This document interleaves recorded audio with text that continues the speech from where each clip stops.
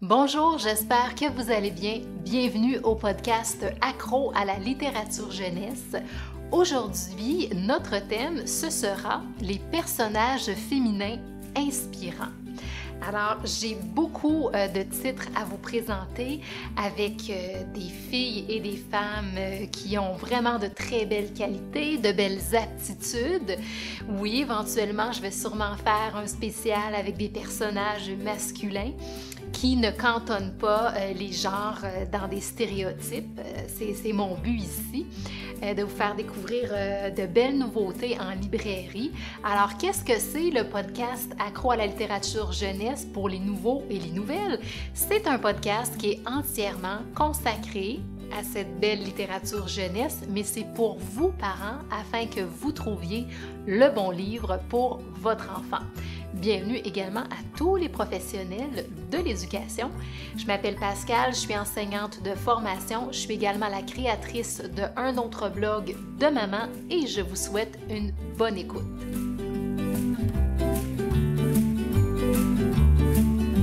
Bonjour les accros! Alors, j'ai beaucoup d'albums à vous présenter, puis à la fin, je vais terminer avec un roman à gros caractères qui présente 3 personnages féminins inspirants. Donc, je vais essayer toujours de vous situer quant au public cible, quant à l'âge ciblé, mais comme je vous dis habituellement, c'est très difficile pour moi parce que un livre peut être exploité en bas âge, mais il peut être aussi utilisé avec des enfants plus vieux d'âge primaire, mais pour des raisons différentes. Je vais débuter avec les contes de Sophie. Les contes de Sophie de Devon Holsworth, de la magie dans chaque livre. C'est aux éditions scolastiques. J'ai beaucoup aimé l'univers des illustrations. On est dans des couleurs chaudes. Et puis Sophie, qu'est-ce qu'elle a de particulier, cette petite fille? Eh bien, c'est qu'elle voyage dans le monde des livres qu'elle lit. Donc, elle ne veut pas aller se coucher, elle a du tempérament, évidemment. Elle veut toujours lire une dernière histoire. Non seulement elle demande à sa mère de lui en lire une autre, encore une autre et encore une autre. On connaît ça, hein? Et elle fait ce petit manège-là là, assez longtemps avant d'aller se coucher. Puis, dès que la lumière est fermée, elle n'obéit pas tout de suite. Elle continue de faire de la lecture avec sa lampe de poche et tout, jusqu'à ce que son père ensuite vienne l'avertir. Puis, ce que j'aime, c'est que oui, là, c'est un personnage féminin qui est inspirant, mais si vous voulez parler des grands classiques ou des livres dans les livres, hein, quand on parle de livres dans les livres, c'est tout indiqué pour ça parce que avec les illustrations, lorsqu'elle voyage dans ses livres, parce que à chaque fois qu'elle lit, on le présente dans les illustrations comme un voyage, elle devient un personnage de l'histoire. Bien, vous allez pouvoir deviner de quel conte classique il s'agit, même si ce n'est pas dit dans le texte. À cause de l'univers, des éléments qu'elle mentionne, hein, c'est tout court quand elle fait ça.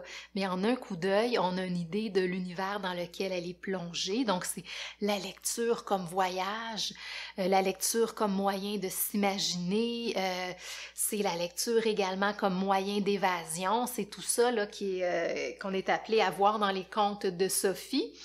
Puis, ce que j'aime, c'est qu'à la fin, la maman, elle a hâte d'aller se coucher elle aussi, non seulement parce qu'elle est fatiguée, mais pas seulement pour ça, parce qu'elle aussi, elle veut aller lire. Donc, ce sont des filles et des femmes qui lisent dans cette histoire et qui se donnent ce plaisir de lire. Puis, le livre qu'elle lit à la fin, elle est plongée dans un monde un peu scientifique. C'est elle qui devient le personnage, la maman. Donc, elle est en Arctique, il fait froid, il y a des pingouins, des manchots. Bref, j'ai toujours la difficulté à faire la différence entre les deux. Mais donc, elle est une scientifique qui fait des expériences dans le Grand Nord. Dans le Nord, alors là, à la fin, il y a une chute intéressante, c'est qu'il y a un petit pingouin qui vient lui demander de lire une autre histoire. Donc là, c'est le monde réel là, qui fait irruption dans le monde imaginaire, en fait, parce que c'est un petit peu ce processus-là qu'on voit dans ce livre-là. Donc c'est encore Sophie qui vient lui demander une dernière histoire, mais ce n'est pas dit. Votre enfant va deviner que c'est Sophie parce que c'est un petit pingouin dans l'histoire qui est habillé comme elle et qui vient lui réclamer son dû.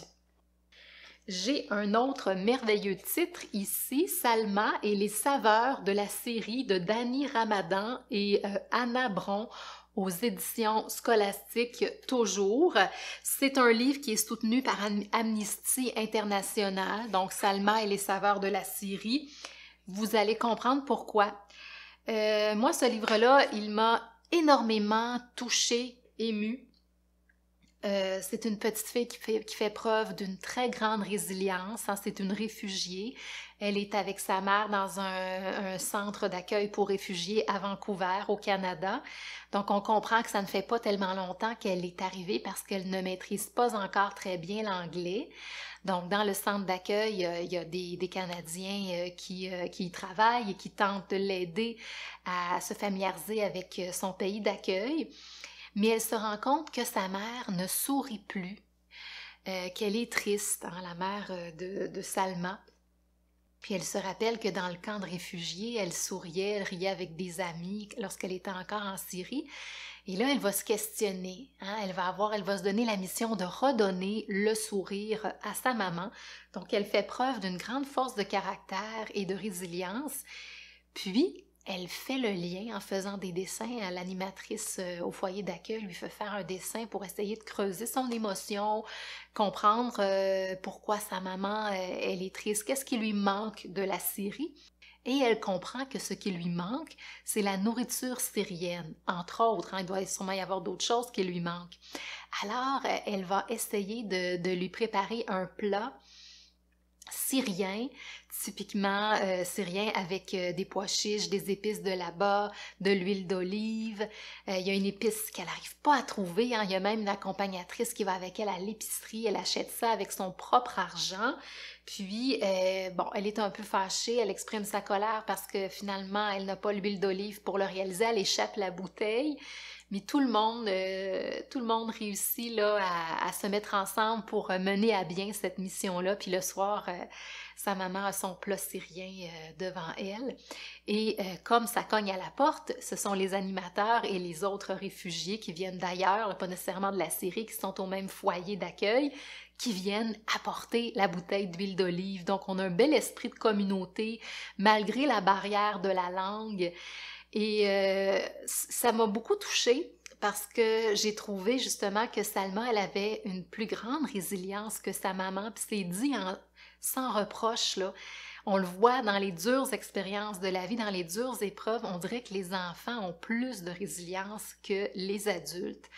Probablement parce qu'ils n'ont pas le même bagage émotionnel et d'expérience. Peut-être que l'enfant est fondamentalement résilient, aussi une plus grande capacité d'adaptation que l'adulte. Hein. Je pense que scientifiquement, il doit y avoir des études qui le prouvent parce que c'est ce qu'on entend souvent dans les médias, ne serait-ce qu'au niveau de la pandémie. Hein. Ça a été quelque chose qu'on a entendu beaucoup. Puis ça m'a touchée parce que je me dis, ils se sont sauvés d'un pays en guerre. Mais sa maman, même une fois arrivée, elle n'est pas heureuse. Il faut dire que le papa est encore en Syrie, elle est séparée de son conjoint, du père de sa fille. On sait qu'il va venir les rejoindre. Mais même quand on vient d'un pays qui est en guerre, c'est notre chez nous. Donc, c'est ce qu'on connaît. Alors, ça m'a fait voir un côté auquel je ne pensais pas, moi, que même si le pays il est en guerre et qu'on vit des choses très dures là-bas, ça reste notre maison, ça reste chez nous et ça va nous manquer une fois arrivés au Canada, au Québec ou dans un autre pays d'accueil. Puis, je dois dire que ça m'a ouvert les yeux, cette lecture-là, à ce niveau-là, parce que c'est un aspect là, auquel je ne faisais pas nécessairement attention avant. Je poursuis avec une autre belle collection. J'ai deux, là ce sont des livres qui n'appartiennent pas nécessairement à une collection que je vous ai présentée, mais j'ai deux séries à vous présenter. La première étant Biographie en images aux éditions scolastiques. C'est Voici Mary Ann Shadd de Elizabeth McLeod et de Mike Dees. Biographie en images, je vous les ai présentées à Noël. Sur Instagram parce que je trouvais que c'était un super cadeau. Si vous voulez également souligner la journée internationale des droits des femmes ou tout simplement parler de personnages féminins inspirants, C'est une collection qui est parfaite, je trouve, pour les 7 ans et plus. Les autres livres que je vous ai nommés, là, vous pouvez commencer dès 3 ans, mais celle-là, il y a beaucoup de détails, il y a beaucoup d'informations, pas trop, là, mais quand même des faits intéressants. Il y a beaucoup de chair autour de l'os par rapport à la vie de la personne inspirante. Il y a autant des hommes que des femmes. Donc, c'est pour ça que je vous le conseille là, plus là, pour les 7-8 ans et plus, même 8 ans, là, bien sentis. Lorsqu'on a des lecteurs là, qui peuvent lire par eux-mêmes aussi, même si vous pouvez faire la lecture aussi. Alors, Mary Ann Shadd, elle est née en 1823 et non seulement elle a lutté pour le droit des Noirs, l'abolition de l'esclavage aux États-Unis, mais elle a lutté pour le droit des femmes. Parce que même, on pense pas à ça, là, quand on pense à la lutte pour l'abolition de l'esclavage, mais même dans la communauté noire, elle voulait faire des discours, elle voulait faire entendre sa voix, puis les hommes n'étaient pas nécessairement réceptifs à ça, n'étaient pas ouverts à ce qu'une femme s'exprime, même si c'était pour défendre leurs droits. Alors j'ai trouvé que c'était un point de vue vraiment intéressant que cette vie de Mary Ann Shadd. Puis, donc, c'est ça. Elle a ouvert une école, hein, parce qu'elle est allée vivre après ça au Canada parce qu'elle ne se sentait pas en sécurité hein, dans la région à l'époque où l'esclavage avait déjà été aboli, mais il y avait encore de la ségrégation raciale quand même, là. Donc, elle a ouvert une école et elle acceptait les enfants noirs, mais les enfants blanc aussi. Donc, elle disait pour réduire à néant la discrimination raciale, il faut se mélanger. Il faut montrer qu'on est pareil au fond. Donc, j'ai trouvé ça super. Puis, les gens ne voulaient pas publier ce qu'elle avait à dire. Elle leur a dit, bon, vous voulez pas publier? Moi, je vais partir mon propre journal. Donc, elle a fondé son propre journal. Elle a même étudié le droit. Tu sais, elle était toujours la première femme du Canada, là, soit finalement à recevoir un diplôme de droit ou à s'exprimer ouvertement, tu sais, donc à publier dans un journal. Alors, c'est une femme de beaucoup de premières fois, hein, donc elle a ouvert la voie à beaucoup d'autres. Alors, c'est pour ça que je vous propose Mary Ann Shadd. Elle est un petit peu moins connue, là. Ben, du moins, moi, je la connaissais pas en ce qui concerne la lutte contre la ségrégation raciale. Alors, j'ai trouvé ça intéressant de la découvrir. Alors, toujours dans cette idée de femmes modèles, de femmes inspirantes qui ont lutté pour nos droits, je vous présente Mary Anning dans la collection De petite à grande. Alors là, je vous ai présenté la collection Biographie en images de Scholastique, mais une autre de mes collections chouchou, c'est De petite à grande aux éditions La Courte Échelle. Vous avez aussi De petit à grand, soit dit en passant, dont je vais sûrement vous parler dans un autre podcast.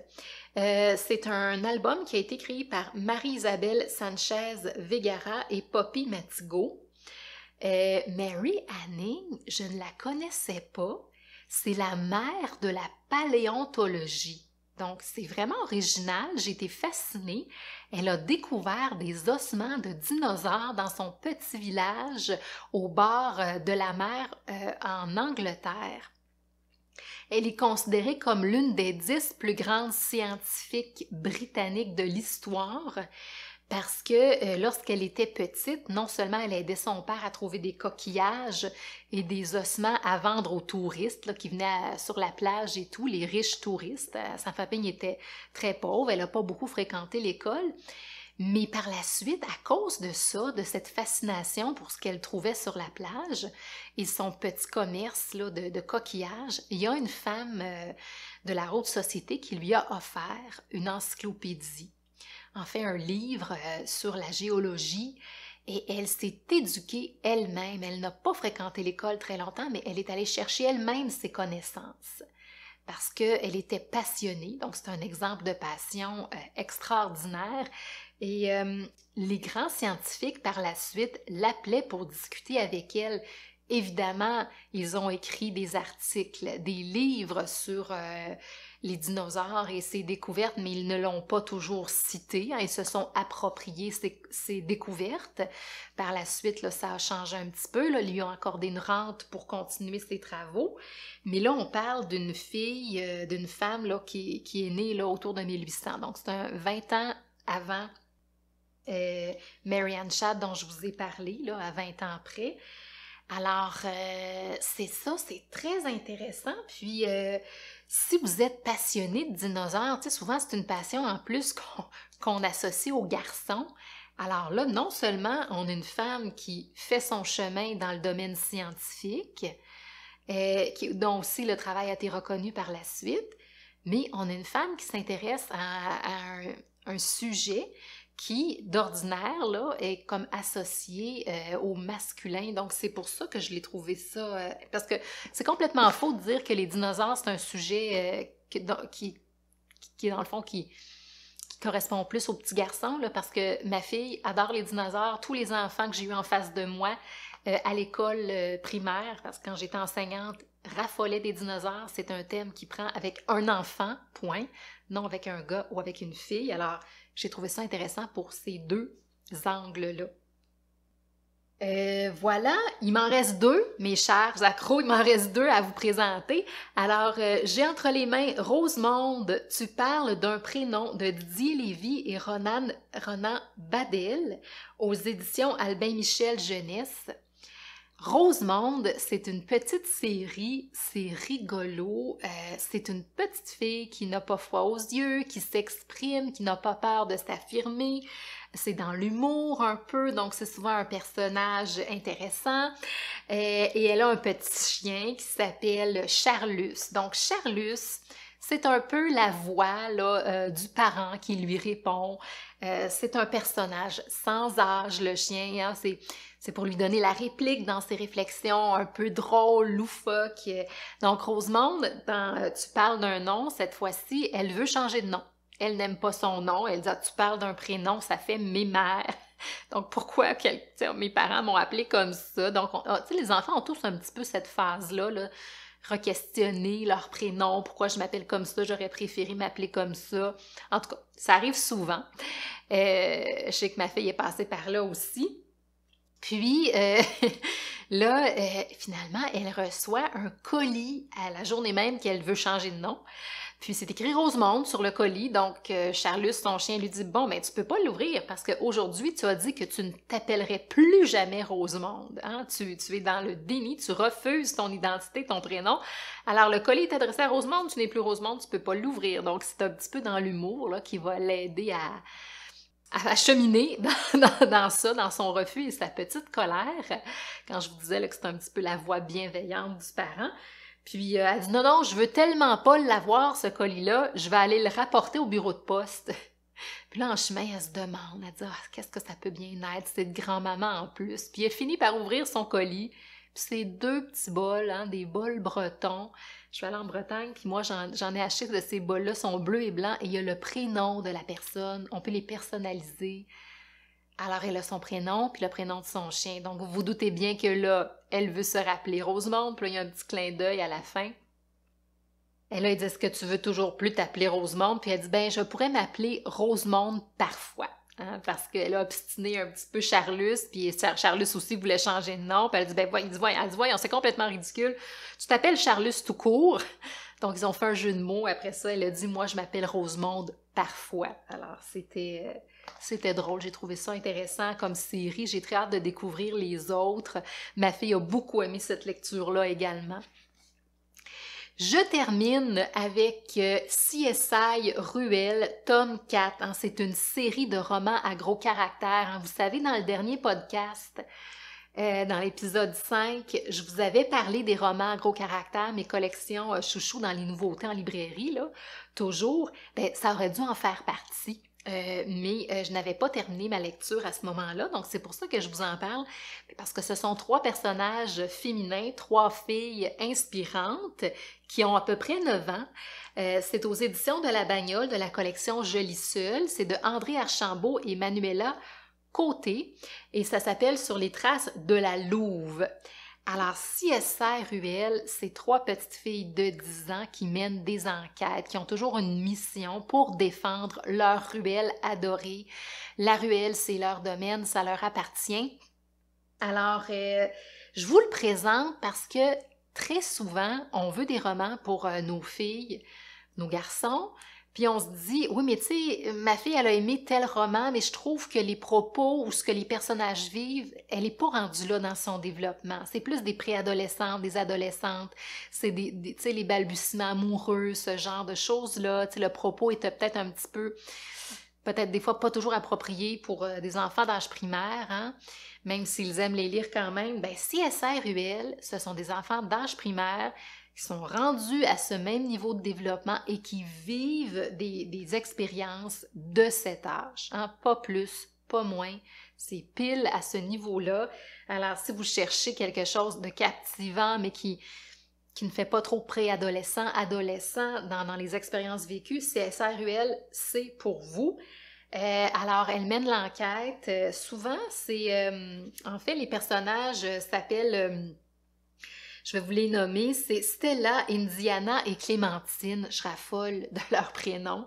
Les illustrations sont attrayantes, c'est drôle, il y a des bulles de dialogue. Des fois aussi, on a une différence de police de caractère, on met l'accent sur certains mots pour créer une lecture dynamique, pour attirer l'attention du lecteur. Donc tout ça, je vous en ai parlé dans l'autre podcast. Mais ici, dans cette aventure-là, elles reçoivent un appel anonyme, mais là, elles se disent, est-ce que c'est un piège? Est-ce que c'est quelqu'un qui a vraiment besoin d'aide? Donc, ça va tourner autour de ça, cette aventure-là. Puis, au risque de me répéter, souvent, les aventures et les missions qu'elles vivent, c'est à saveur écologique, c'est dans la protection de l'environnement, des créatures, des êtres vivants aussi, des animaux.